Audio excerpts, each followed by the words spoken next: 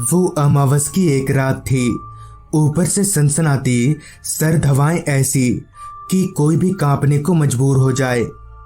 और ऐसी कड़कती ठंड के बीच ऑफिसर विक्रांत पेट्रोलिंग पर निकल रहे थे कि पास ही में खड़ा एक हवलदार उनके पास आया और बोला, साहब आप कहो तो मैं चलूं आपके साथ। इस पर विक्रांत बोला, क्यों, मैं अकेले नहीं जा सकता। जिस पर उस हवलदार ने अपनी पेशानी पर लकीरें बनाते हुए कहा, नहीं वो क्या है कि सुना है वो रास्ता ठीक नहीं है। मतलब आप समझ रहे हैं ना। इस पर विक्रांत ने कहा, हाँ मैं सब समझ गया। सुनो, ऐसी बातें सबके सामने मत करना, लोग पागल बोलेंगे। और इतना बोलकर विक्रांत निकल पड़ा उस रास्ते की ओर जहां उसे आज पेट्रोलिंग की ड्यूटी मिली थी। बाइक चलाते चलाते कभी विक्रांत कांपता तो कभी बाइक की स्पीड कम करता। हालांकि ये उसका रोज का काम था, मगर पता नहीं क्यों आज विक्रांत को ठंड बर्दाश्त नहीं हो रही थी। शायद ऐसा इसलिए था क्योंकि आज टेम्परेचर में भारी गिरावट आई थी। क्योंकि इलाका गांव का था और थोड़ा पहाड़ी टाइप था, इसलिए रास्ते पर उतनी भीड़ नहीं थी। कुछ देर चलने के बाद ही विक्रांत उस रास्ते पर पहुंच गया जहां उसे आज पेट्रोलिंग करना था। पहले वाली सड़क के मुकाबले ये रास्ता और भी ज्यादा सुनसान था। उस रास्ते पर तो एक आध लोग भी दिख रहे थे, मगर यहाँ सिवाय विक्रांत और उसकी बाइक के तीसरा कोई मौजूद नहीं था। विक्रांत अभी उस रास्ते में पड़ने वाले एक टनल में दाखिल हुआ ही था कि तभी उसका फोन बजने लगा। फोन की रिंग सुनकर विक्रांत मन ही मन बुदबुदाया, ओह इतनी रात में कौन है अब। विक्रांत ने बाइक को टनल के एक साइड में लगाया और फोन निकालकर देखा तो शहर से उसके छोटे भाई का फोन था। विक्रांत अपने छोटे भाई से अभी बातें कर ही रहा था। इसी बीच उसकी नजर पीछे से टनल में आती एक रोशनी पर गई। विक्रांत पीछे मुड़ा तो पाया कि एक तेज रफ्तार ट्रक टनल में दाखिल हो रही है। मगर ये क्या, टनल के बीचों बीच तो एक औरत है और अगर वो साइड नहीं हटी तो ट्रक उसके ऊपर से निकल जाएगी। यही सोचकर विक्रांत अपनी बाइक पर से उतरा और फोन जेब में रखकर उस औरत की तरफ दौड़ा और जैसे तैसे उस औरत को लेकर टनल के किनारे हट गया। और जैसे ही उसने उस औरत को हटाया, वो तेज रफ्तार ट्रक भी बिना रुके आगे निकल गई। शायद पल भर की भी देरी हो जाती तो पता नहीं क्या होता। विक्रांत ने उस औरत को डांटते हुए कहा, अंधी हो क्या, इतना बड़ा ट्रक नहीं दिखता है, और इतनी रात को यहाँ पर क्या कर रही हो। इस पर वो औरत बोली, मैं यहाँ मरने आई थी, मेरे ससुराल वालों ने मुझे घर से निकाल दिया है, बोलते हैं कि मायके से पैसे लेकर आ। उस औरत की बात सुनकर विक्रांत को काफी गुस्सा आया और उसने कहा, तुम चलो तो मेरे साथ, मैं देखता हूँ कौन तुम्हें घर से निकालता है। इस पर वो औरत बोली, नहीं नहीं रहने दीजिए, वो लोग फिर मुझे परेशान करेंगे। जिस पर विक्रांत ने थोड़े नरम अंदाज में कहा, देखो मैं हूं ना, तुम चलो मेरे साथ, कुछ नहीं होगा। पहले पहले तो वो औरत विक्रांत को मना करती रही, मगर विक्रांत के बार बार जिद करने पर वो मान गई। फिर विक्रांत ने उसे अपनी बाइक पर बिठाया और आगे बढ़ने लगा।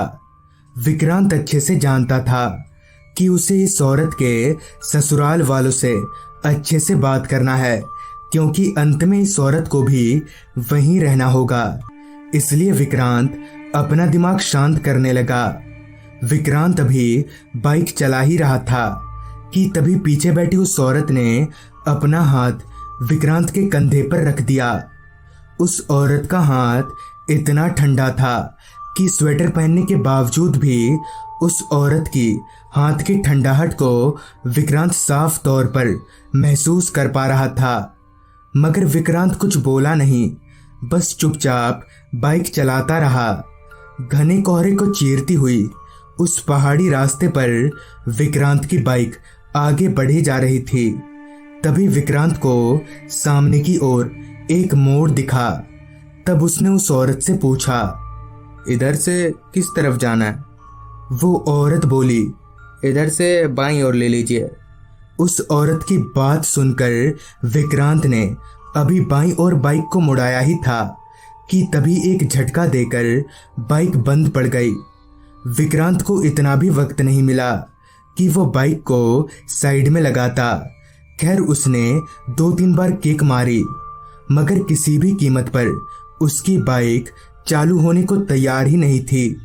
तो विक्रांत ने उस औरत से कहा, 1 मिनट, जरा नीचे उतरना। विक्रांत के ये बोलते ही वो औरत नीचे उतरी, जिसके तुरंत बाद ही विक्रांत भी उतरा और बाइक की जांच करने लगा कि आखिर दिक्कत कहाँ है। विक्रांत को जितना मालूम था उसने एकाएक बाइक पर सब कुछ आजमा कर देख लिया, लेकिन बाइक पर उसका कोई फायदा नहीं हुआ। परेशान निगाहों से एक दफा विक्रांत ने अपने चारों तरफ का जायजा लिया, मगर वहां दूर दूर तक कोई मैकेनिक तो दूर इंसान तलक भी नहीं दिख रहा था। तो विक्रांत ने उस औरत से पूछा, और कितनी दूर है आपका घर? तो इस पर वो औरत बोली, यहाँ से थोड़ी दूर है, चलकर भी जा सकते हैं। विक्रांत ने दूसरा कोई उपाय ढूंढने की बहुत कोशिश की, मगर जब बहुत सोचने के बाद भी उसे कुछ नहीं सूझा, तब विक्रांत ने अपना फोन निकाला और उसी हवलदार यानी जिसने विक्रांत को पेट्रोलिंग पर अकेले जाने से मना किया था, उसी को फोन करके उस औरत के मिलने से लेकर बाइक के बंद हो जाने तक सब कुछ बता दिया। जिस पर वो हवलदार बोला, साहब आप उस औरत के साथ मत जाओ, मैं अभी आता हूँ वहां। इससे पहले कि वो हवलदार और कुछ बोलता, विक्रांत ने खिसियाकर फोन काट दिया, ये सोचकर कि हवलदार कुछ उल्टी सीधी बात करेगा। फोन जेब में रखकर विक्रांत उस औरत के साथ साथ चलने लगा। रात बहुत ज्यादा हो गई थी और साथ ही ठंड भी। जिस रास्ते पर अभी वो दोनों चल रहे थे उसके अगल बगल ना तो कोई घर था और ना ही कुछ और, सिर्फ घना जंगल और बड़े बड़े पहाड़ों को छोड़कर। चलते चलते विक्रांत ने उस औरत से पूछा, कहाँ है आपका घर? यहाँ तो कोई भी घर नहीं दिख रहा। इस पर वो औरत बोली, बस थोड़ी ही दूर है। वो औरत आगे आगे और विक्रांत उसके पीछे पीछे चल रहा था कि तभी उसका ध्यान उस औरत पर गया, जो कि चलने के लिए काफी बड़े बड़े कदम उठा रही थी, जैसे उसे घर पहुंचने की बहुत जल्दी हो। खैर ऐसे ही कुछ और देर चलते रहने पर विक्रांत को सड़क से कुछ ही दूरी पर एक घर दिखा, लेकिन देखने से तो ऐसा लग नहीं रहा था कि यहाँ पर कोई रहता भी होगा, क्योंकि वो घर काफी टूटा फूटा और पुराना सा दिख रहा था। तभी उस औरत ने कहा, यही है मेरा घर। हालांकि घर की हालत कुछ और बयां कर रही थी, मगर जब ये औरत बोल रही है तो शायद यही होगा। यही सोचते हुए विक्रांत उस घर की ओर बढ़ा और जैसे ही दरवाजे पर हाथ मारा कि वो आधा सड़ा हुआ दरवाजा अपने आप ही खुल गया। विक्रांत ने अंदर झांककर आवाज लगाया, कोई है यहाँ पर? मगर इस पर विक्रांत को कोई जवाब नहीं मिला। घर के अंदर अंधेरा इतना ज्यादा था कि साफ साफ कुछ दिख नहीं रहा था। खैर विक्रांत ने अपना कदम बढ़ाया और घर के अंदर दाखिल हुआ। अभी विक्रांत घर में थोड़ा भीतर गया ही था कि तभी उसे ऐसा लगा जैसे किसी ने उसके कान में आकर कहा हो, गलती कर दी ऑफिसर साहब। ये आवाज सुनते ही विक्रांत झट से पलटा तो पाया कि वही औरत है जो उसे यहाँ लेकर आई थी, मगर अब उस औरत का चेहरा पूरा बदल चुका था। उसकी आंखें लाल बत्ती की तरह चमक रही थीं और चेहरा ऐसा जिसे देखकर अच्छे अच्छों के पसीने छूट जाएं। विक्रांत डर गया और लड़खड़ाते पैरों की वजह से वहीं गिर गया। तभी विक्रांत की नजर उस औरत के पीछे खड़ी 3 और परछाइयों पर गई, जिनमें से एक बूढ़ा आदमी, एक 30-32 साल का लड़का और एक बूढ़ी सी औरत थी। उन सभी की शक्लें बेहद डरावनी थीं। विक्रांत को समझ आ गया था कि अब उसका बचना बहुत मुश्किल है, और तभी उस औरत ने विक्रांत का पैर पकड़ा और घसीटते हुए कहीं ले जाने लगी। इससे पहले कि वो औरत विक्रांत को किसी और कमरे में ले जाती, वो झट से उठा और हिम्मत दिखाते हुए अपना पैर छुड़ाकर उस घर से निकलकर भागने लगा। मगर विक्रांत ज्यादा देर तक भाग नहीं पाया। कांपते पैरों के कारण वो लड़खड़ाते हुए फिर गिर गया, और इस बार वो ऐसे गिरा कि उसके शरीर में उठने की हिम्मत नहीं बची। इतने में ही उस औरत ने फिर से विक्रांत का पैर पकड़ा, मगर इस बार वो उसे घर के अंदर नहीं बल्कि उस घर के पीछे की ओर ले जा रही थी। मगर तभी विक्रांत को 2-4 गाड़ियों की आवाजें आने लगी। उसने अपना सिर घुमाकर रोड की ओर देखा तो पाया कि वही कांस्टेबल और उसके साथ कुछ और लोग हैं। उन्हें विक्रांत की ओर आता देख उस चुड़ैल ने उसका पैर छोड़ दिया और कहीं गायब हो गई।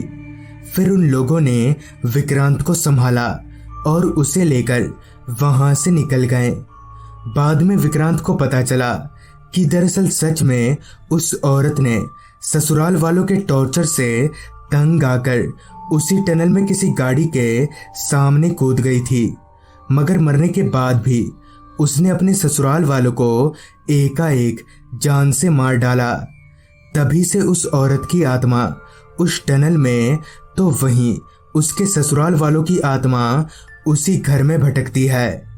तो दोस्तों, ये थी आज